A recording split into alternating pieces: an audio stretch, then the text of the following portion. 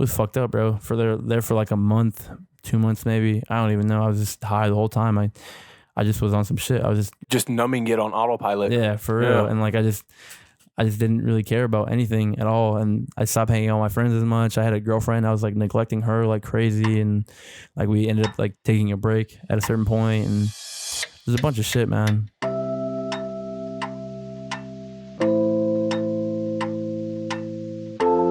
What made you 4 weeks ago, let's say, what was the paradigm shift that made you climb out of that downward wave of that depression, let's just say, or that lifestyle? Because your lifestyle was just going down, let's say, right? And if there was an inflection point, which is just a turning point that you said, F this, and you start turning it up. And whether it was 4 weeks ago, maybe there was something that happened before that then led up to 4 weeks ago, it being more explicit. Like, so I was in school. I was in X-ray school for like 5 years. X-ray school? Yeah. So it was a 4-year program, but like an X-ray tech? Yeah, X-ray tech at like a hospital. So I did 2 years at Northwest, but like I took an extra because I changed my major to exercise science, and then I went back to X-ray, and then I did 2 years at St. Luke's, or it's be 1.5 years. So I dropped out this last August, or I didn't drop out. I was like forced out. Like my grades were slipping, and like my grades were slipping. I had some no call, no shows, tardies, all this bullshit. And it got to a point where like they were like, either you drop out or we kick you out. And so I had to drop out so I could still have all my academic stuff be aligned or whatever the fuck. But that shit really fucked me up, yo, because my whole ass like identity was just tied to that. So I did all that shit, and I was just so I was smoking weed like a lot just because I've been Mask through the pain, bro. Yeah, I've been through a lot of like really fucked up ass shit, and I just didn't really know how to like work through it really, and I didn't like want to ask for help and shit. So you just self-medicate. Yeah. So I just fucking chiefed, and it got out of hand and shit, and then. Which is what a lot of people, and what's fucked up, it's a lot of people who don't have a stable household to give them that emotional stability. Yeah, nah, for sure, bro. And I was fucking up. So I kicked out of school in August, and then I was like sober for a month. And that whole month, bro, I was just so consumed with like rage and this self-doubt, and I just really believed like I would never amount to shit, and nothing I would ever do would ever work out for me. And I was dumbass depressed. Like I was like legit like thinking about killing myself on like a consistent basis. Like I would like wrote out a suicide note and like did all, like I was just thinking like, how can I do it? Like, should I buy a gun? Should I take pills? Like, what the fuck should I do? And it got to a point where it was like, I either smoke weed or I kill myself, because when I smoke weed, I can't think about shit. So that's just what it was. I just started smoking weed, spent all the money I had.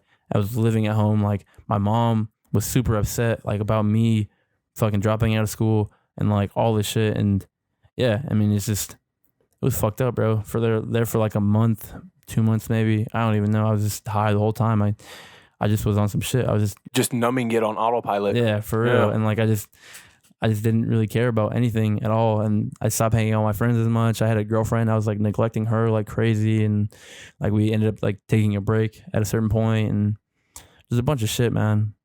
And what ended up happening? So yeah, what kind of got me out of it, I guess, was I've been going to therapy and stuff. That's been helping a lot. When did that start? That was like, I think like a month after like the sobriety. So I was sober. So like and October? Yeah. So I started smoking and shit. And then like while I was smoking, I was going to therapy. But even then, like I didn't realize it, but like this thing, like not feeling like I was enough. The inferiority complex. Yeah. A lot of that shit made me become like a people pleaser. And it's like any person that I ever met, like I wanted to make sure that they thought I was like good enough or worthy or whatever. And even like my therapist, who was someone like I paid and didn't give a fuck about what I had going on, I would still like lie to him. Like I wouldn't give him everything. I give him bits and pieces of shit. Like he didn't even know I had a drug problem for real. Like, and yeah, so I fucking got a job and then like lost that job because of my drug problem. And then fucking, yeah, just, I don't know. So like what happened was like, I ended up like, I guess more recently, it's so hard to think about all because all of this stuff is so like mixed together. It's jumbled up in my head. It's fresh. Yeah. You're just now scabbing over this wound. Yeah, more or less. Like I said, 3-4 weeks maybe. And like, I don't know how I came to this realization. I just guess through just like listening to stuff online and I guess talking to my therapist and the people around me and stuff. I kind of realized I just need to learn how to like start accepting myself for who I am. You know, and it's like, bro, that shit was hard as fuck, yo. I was just like, fuck it, like. I'm a drug addict. Like I have a problem. I don't give a fuck. Like it doesn't mean I have to like stop trying to like live a life that's like good for me and shit.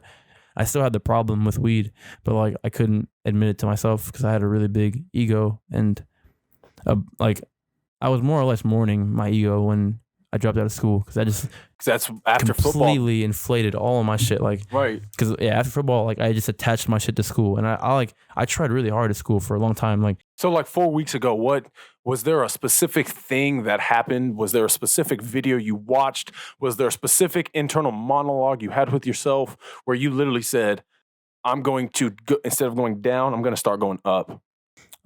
yeah. So like my drug problem, I think was the big thing. Like I couldn't admit to myself that I had a problem. Like I was just like, oh, I've gone through shit, and this is why I'm doing it. And like when I would go to meetings and whatnot, I just would always feel like I'm not like these people and all this shit. And I kind of had to really like sit and think about like, why the fuck am I doing this again after everything it's like put me through? And when I thought about it, I was like, bro, I have a big ego. Like I just want people to accept me for who I am. Do you think that's a bad thing? For sure. Yeah. I would say so, just because it made me do things that I don't feel like were right. Like I lied about this like drug problem, and I didn't know how to deal with that. And I think realizing that my problem was more than just like being an addict. It was like this thing with my ego. It's like I have to be able to smoke weed and do it in a controlled way.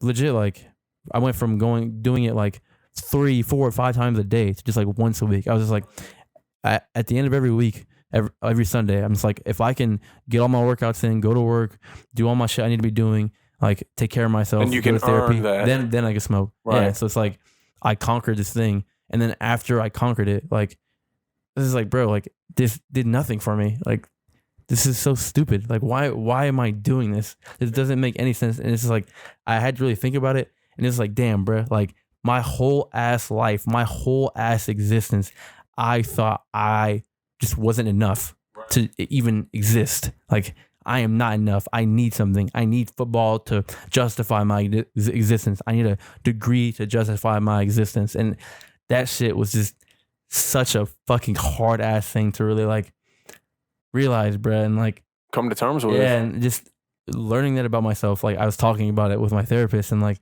I legit started like bawling my eyes out for like 20, 30 minutes, maybe like almost half the session.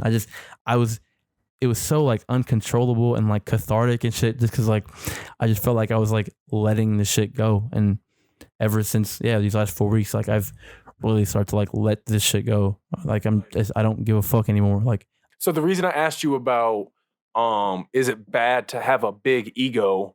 I think it's bad to have a big ego that isn't controlled. I think it's bad to have a sword if you don't know how to. It's bad. If you give a monkey a machine gun, I think it's definitely bad. You know what I'm saying? But it's like, is the gun itself bad? Is the sword itself bad? Is the ego itself bad? The ego is what allows us every single day to get through life and survive. It's the ego. But it's about how we healthily handle that ego. And I think through all the self-help stuff you've been embarking on your own, through rationalizing a lot of it with your therapist, and through daily experiencing all of the wisdom through those different variables, you now are starting to be able to healthily handle that big ego. So when I ask you, is having a big ego bad, it's similar to like, I think in the West, we're so extreme. It's either this or that. It can't be a little bit of both. And the more we actually get down to what we both believe in, like when I ask you, like, do you really believe in free will? You're like, no, I kind of believe in both. Like you're not an extreme one or the other. But in our articulation, especially when it's newfound things that we're just now living in, it's easy to default to those extremes. So it's easy to default to thinking the ego itself is just toxic and bad and I got to get rid of it. No, you have to dissolve the ego in instances where its toxicity can take you and lead you astray. And you have to allow the ego to prevail in instances where it can lead. Because if you don't have that ego, you can't lead. If you don't healthily handle that ego, you can't lead properly. Is that safe to say? Like, how could you lead your clients unless you were confident with your ego that you could help your clients? yeah, I guess I might not have a really good understanding of what an ego actually is. What I more mean is like my arrogance, my this thing that I just feel like I need to prove to people. It makes no sense like at all. Yeah, when I hear ego, I go straight into the actual like the psychology aspect of it. More explicitly, like a particular branch of psychology, like Carl Jung. Do you know who Carl Jung is? Yeah. Yeah, so Carl Jung, if you want to really talk about the ego, learn all about the ego, read about Carl Jung. Carl Jung says the heights of heaven can only be reached if the tree is rooted in hell. If the tree's roots reach hell.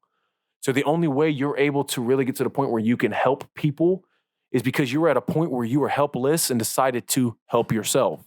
And I'm not saying everybody or anybody is completely just, again, it goes down to the choice, goes down to free will versus determinism. I think everybody has the choice to literally get out from where they are. I just don't think that choice is as explicitly clear in the eyes of people because certain environmental variables may be causing there to be some translucency in the lens from which they're able to see their choices. And when you were succumbed in, let's just say, the toxicity of your arrogance, the toxicity of your ego, you were so blinded by woe is me, on top of the, let's just say, masking it with the smoking, that you didn't give yourself the opportunity to see the choice you had in making change.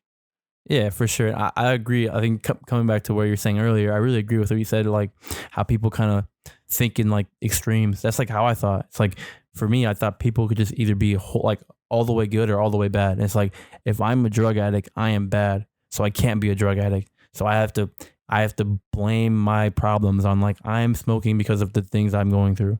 And it's like, I just coming to terms of like that. It's just a really immature way to like view the world, you know? It's like nuance, complexity. This is what being a human being is. Like, it's hard. It's not easy. And we all go through shit. And the shit you go through like scars you, bruh. And you have to work through that stuff or your scars fester and they get nasty and they fuck you up. And they fuck you up more ways than you'll ever like truly know until you actually like do something about them, you know? Asking yourself those hard questions, coming to terms with those scars is hard and is tough. Yeah. But the gem that's in all that bullshit is worthy, but you got to get your hands dirty. You got to dig through all that muck and all that bullshit. And then eventually you will find the gem that is the answer, which is the wisdom in reconciling that trauma. Do you feel like you've got a healthier handle on your ego? For sure, yeah. And it's interesting. Like I said, I don't think I have a really good idea of what an ego exactly is, but like I think about it sometimes, and I think like